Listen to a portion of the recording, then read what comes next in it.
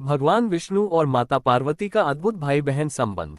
श्री गणेशाय नमः। ओम नमः शिवाय। ओम नमो नारायणाय।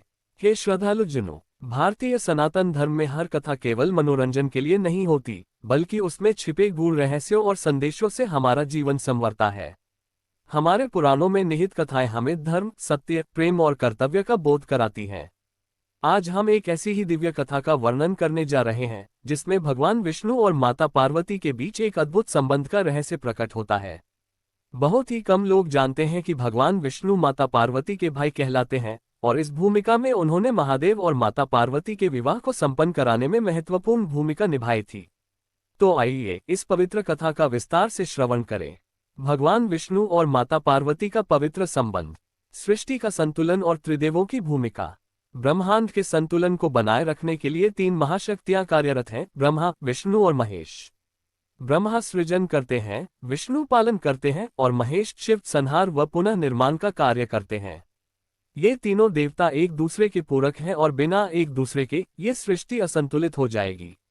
शिव की शक्ति माता पार्वती इस संतुलन को बनाए रखने में एक महत्वपूर्ण भूमिका निभाती हैं। उनके बिना शिव अधूरे हैं और शिव के बिना शक्ति अधूरी है। लेकिन इन दोनों के मिलन में स्वयं भगवान विष्णु ने एक भाई के रूप में भूमिका निभाई। दैत्य तारकासुर का अत्याचार और विवाह की आवश्यकता। एक समय की बात है जब राक्षस तारकासुर ने देवताओं और ऋषियों पर अत्याचार की सीमा पार कर दी थी। वह अजेय था क्योंकि उसे एक वरदान प्राप्त था कि केवल शिव पार्वती के पुत्र द्वारा ही उसका वध संभव होगा। लेकिन समस्या ये थी कि भगवान शिव तपस्या में लीन थे और संसार से पूरी तरह विरक्त हो चुके थे।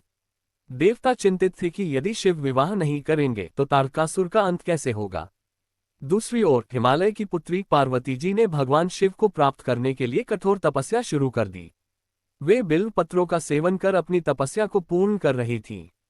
उनके इस तप को देखकर नारद मुनि उनके पास आए और उन्हें शिवलिंग की स्थापना कर महादेव की आराधना करने का सुझाव दिया।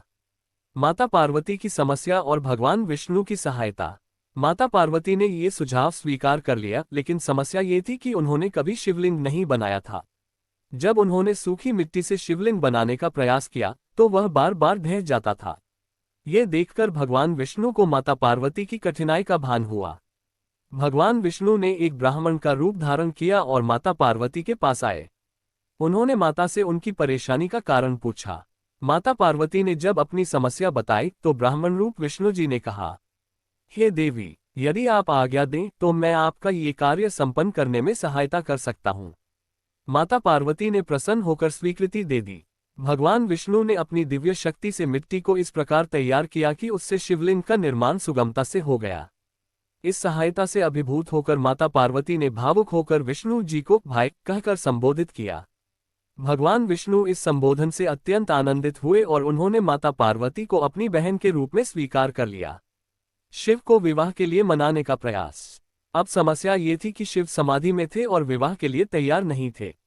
देवताओं ने मिलकर कामदेव को शिव जी की समाधि भंग करने के लिए भेजा। कामदेव ने जब शिव जी पर पुष्पबाण चलाया तो शिव जी का ध्यान टूटा और उन्होंने क्रोध में आकर कामदेव को भस्म कर दिया। माता पार्वती ने अपने प्रेम और तपस्या से शिव जी को विवाह के लिए सहमत किया, लेकिन भगवान विष्णु ने भी इस कार्य में महत्वपूर्ण भूमिका निभाई।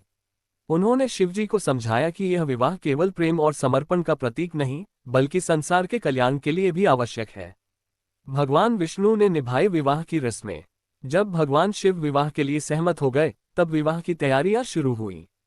देवताओं ने विधिवत आयोजन किया और विवाह के लिए गुप्तकाशी को चुना गया। इस विवाह में भगवान विष्णु ने माता पार्वती के भाई के रूप में समस्त रीति रिवाजों को निभाया। भगवान ब्रह्मा पुरोहित बने, देवगण बाराती बने और भगवान विष्णु भाई बनकर विवाह के सभी संस्कारों को संपन्न कराते रहे। गुप्तकाशी में स्थित तीन पवित्र कुंड, रुद्रकुंड, विष्णु कुंड और ब्रह्मा कुंड इस विवाह के साक्षी हैं। माता पार्वती नारायण का ही स्त्री स्वरूप। कई ग्रंथों में माता पार्वती को भगवान विष्णु की बहन माना गया है, तो कुछ ग्रंथों में ये भी वर्णित है कि वे स्वयं नारायण का ही स्त्री रूप है। माता पार्वती को नारायणी भी कहा जाता है, जिससे ये प्रमाणित होता है कि विष्णु और पार्वती का संबंध केवल भाई बहन तक सीमित नहीं, बल्कि आध्यात्मिक रूप से भी अत्यंत गहरा है। कथा का उपसंहार। हे भक्तों, ये कथा हमें ये सिखाती है कि प्रेम, सहयोग और समर्पण से ही महान कार्य संपन्न होते हैं।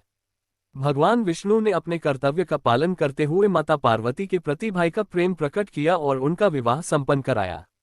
इस पवित्र कथा को सुनकर हमारा मन भी भगवान विष्णु और माता पार्वती की भक्ति में लीन हो जाता है। हमें ये शिक्षा मिलती है कि सच्चा प्रेम और कर्तव्यपरायणता ही हमारे जीवन को सार्थक बनाते हैं। हर हर महादेव, जय नारायण, जय माता पार्वती।